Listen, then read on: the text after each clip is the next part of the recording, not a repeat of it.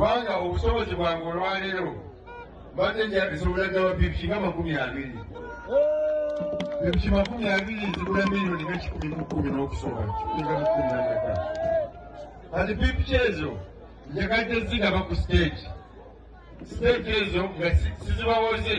naye zibagabidde ng'entandikwa ku stage. naye pikipiki zino kubanga mulimu omuntu ye ng'omugamba weebuulike nga ate yeevunula ate nga ayagala kufuna balongo. kati kyenjagala ku siteegi za boodabooda zino njagala mukoleko ekibiina kibayita Tiimu Kasolo Boodabooda Association. ku buli siteegi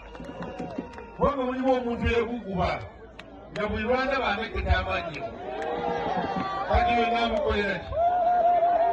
buli mumuliki tewali buzibu buli muntu ali ku siteegi pikipiki eno buli siteegi gyensoma muwandiise mukole ekibiina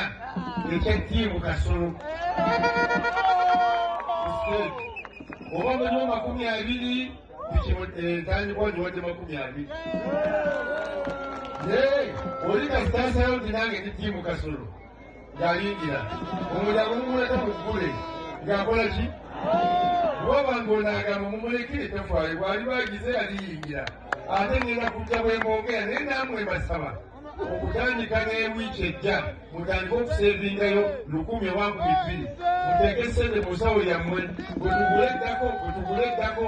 njagala kumalawo byangu paka si bino ate buli muntu ali mu Tiimu Kasolo yenda muleetera pipi ya boodabooda ng'osasula mpola ogoba amatunda.